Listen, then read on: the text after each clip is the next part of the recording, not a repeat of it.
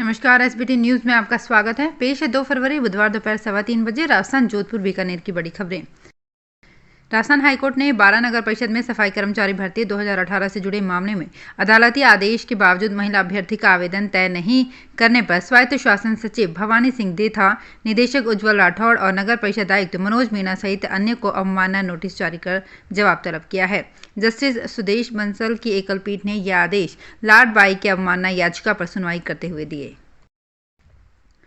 राजस्थान के झुंझुनू टीआई धर्मेंद्र मीणा ने शहर के रोडवेज बस डिपो के बाहर ऑटो चालकों की क्लास लगाई। टीआई मीणा ने बताया कि सवारियों की कई बार शिकायत मिलती है कि ऑटो चालक ठीक से ऑटो नहीं चलाते, जिससे कई बार हादसों की संभावना बनी रहती है और कई बार हादसे हो भी जाते हैं। इसलिए मंगलवार को मीणा डिपो के पास स्थित ऑटो स्टैंड पहुंचे और ऑटो चालकों की क्लास लगाई। उन्होंने बिना कारण के डिवाइडर के कट से ऑटो टर्न न करने, सवारियों को सड़क के साइड से उतारने और चढ़ाने के निर्देश दिए। जयपुर के चंदबाजी थाना अचरोल गांव में 2 मंजिला गारमेंट्स की दुकान में भीषण आग लग गई। आग लगने के कारणों का अभी तक पता नहीं लग पाया है। आग लगने का कारण शॉर्ट सर्किट ही माना जा रहा है। सूचना पर चंदबाजी थाना पुलिस और दमकल की गाड़ियां मौके पर पहुंची। फिलहाल आग बुझाने के प्रयास किए जा रहे हैं। सूचना पर भारी संख्या में पुलिस जाब्ता तैनात रहा। राजस्थान हाईकोर्ट ने बीएसटीसी कॉलेज में स्टाफ अप्रूवल से जुड़े मामले में कहा है कि प्रारंभिक शिक्षा निदेशक ने जानबूझकर अदालती आदेश की अवमानना की है। इसके साथ ही अदालत ने प्रारंभिक शिक्षा निदेशक को 1 सप्ताह में शपथ पत्र पेश कर इस संबंध में अपना स्पष्टीकरण देने को कहा है। अदालत ने निदेशक को चेतावनी दी है कि यदि स्पष्टीकरण से अदालत संतुष्ट नहीं तो निदेशक को दंडित करने सहित अन्य आदेश पारित किए जाएंगे। जस्टिस सुदेश बंसल ने यह आदेश galaxy college of education Shri Madhopur के अवमानना याचिका पर दिए। राजस्थान प्रदेश कांग्रेस में संगठनात्मक चुनावों के मद्देनजर कांग्रेस का ऑफलाइन सच सदस्यता अभियान जहां बीते नवंबर माह से ही जारी है, तो वहीं कांग्रेस का डिजिटल मेंबरशिप अभियान भी अगले सप्ताह लॉन्च किए जाने का दावा किया जा रहा है। कांग्रेस डिजिटल मेंबरशिप अभियान की लॉन्चिंग को लेकर प्रदेश कांग्रेस में तैयारियां जोरों पर चल रही है। कांग्रेस सदस्यता अभियान के मद्देनजर प्रदेश में 52,000 से ज्यादा बूथों पर 100 लोगों को सदस्य बनाने का टारगेट रखा गया है। मनरेगा योजना अब हाईटेक हो गई है। हाईटेक भी कुछ ऐसी कि हाजिरी कम होने से लेकर कार्य मूल्यांकन तक के श्रमिकों की शिकायतें ही बंद हो जाएं। नई व्यवस्था न सिर्फ श्रमिकों की समस्याओं का समाधान करेगी बल्कि फर्जीवाड़े को भी रोकेगी। भीलवाड़ा जिले की सभी पंचायतों में नई व्यवस्था 1 फरवरी से लागू कर दी गई है। मोबाइल ऐप से 20 से अधिक श्रमिकों की हाजिरी भरी जाएगी। अवैध मादक पदार्थों के तस्करों के धरपकड़ अभियान में जोधपुर जिले की बाढ़ पुलिस ने नाकाबंदी कर 127 किलोग्राम अवैध डोडापोस्ट चूरा बरामद कर एक तस्कर को गिरफ्तार किया। साथ ही अवैध मादक पदार्थ परिवहन में इस्तेमाल की गई बोलेरो कैंपर को जब्त किया गया। ग्रामीण एसपी अनिल कयाल ने बताया कि जांबा की ढाणी के राजकुमार को पुलिस ने गिरफ्तार किया है। बोलेरो से 127 किलो 800 ग्राम डोडा बरामद किया है। शिक्षा विभाग के दोहरे मापदंड का खामियाजा 3800 स्कूलों में पढ़ने वाले 11वीं 12वीं के स्टूडेंट्स को भुगतना पड़ रहा है। 80 से अधिक नामांकन होने के बावजूद इन स्कूलों में हिंदी अंग्रेजी अनिवार्य विषय पढ़ाने के लिए व्याख्याताओं के पद सृजित नहीं किए गए हैं।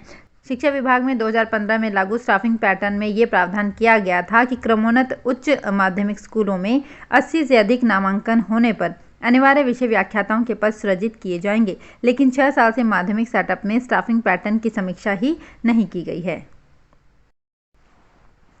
जोधपुर के भदवासिया फल सब्जी मंडी में किसानों को भूखंड आवंटन करने के मामले में दुकानदारों ने जिला कलेक्टर को मुख्यमंत्री के नाम ज्ञापन सौंपा। उन्होंने भूखंड आवंटन में पारदर्शिता बरतने का आग्रह किया। रीट में चीट में जांच सोमवार को दोबारा शुरू हो गई। बीकानेर के गंगा शहर और जेएनवीसी थाने में दर्ज दोनों मुकदमे में गिरफ्तार किए गए 18 आरोपियों को पूछताछ के लिए तलब किया गया है।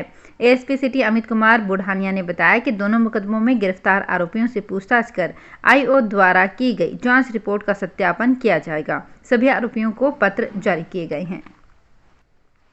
जोधपुर के संभागीय आयुक्त डॉक्टर राजेश शर्मा ने आगामी नहरबंदी के लिए पेयजल प्रबंधन सहित जल जीवन मिशन की अपने कक्ष में समीक्षा बैठक ली। आगामी 15 मार्च से इंदिरा गांधी मुख्य नहर में 60 दिवसीय नहरबंदी कार्यक्रम प्रस्तावित है, जिसके संदर्भ में डॉक्टर शर्मा ने जल संसाधन व पीएचईडी के अधिकारियों की समीक्षा बैठक ली।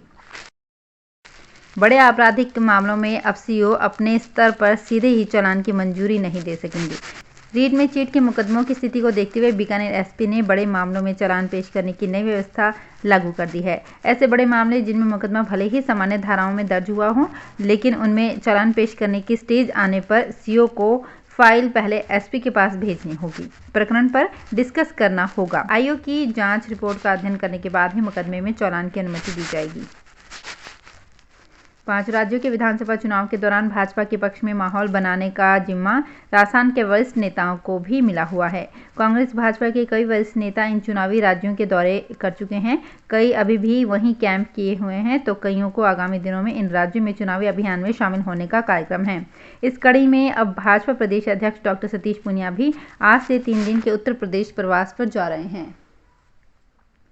भले ही होली मार्च के तीसरे सप्ताह में हो, लेकिन गर्मी अपने तेवर फरवरी के अंत तक दिखा सकती है। बीते 10 सालों के आंकड़े बताते हैं कि बीकानेर में फरवरी के अंत तक दिन का पारा 34 डिग्री सेल्सियस पार कर जाता है। जनवरी में अधिकतम तापमान 29 डिग्री तक पहुंचा था, लेकिन फरवरी में ये 33 से 35 डिग्री तक जा सकता है। वर्ष 2010 में 28 फरवरी को 35.2 डिग्री तापमान था। 2019 में 28.5 डिग्री ही अधिकतम रहा। बीते 10 में से 7 सालों में फरवरी में बारिश हुई है।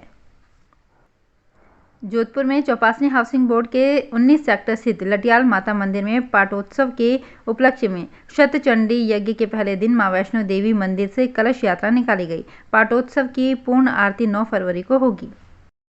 तो फिलहाल इस बुलेटिन में इतना ही। फिर हाजिर होंगे कुछ और बड़ी खबरों के साथ। एसबीटी न्यूज के और भी वीडियोस को देखने के लिए हमारे चैनल को सब्सक्राइब करें और नोटिफिकेशन पाने के लिए बेल आइकन को प्रेस करें।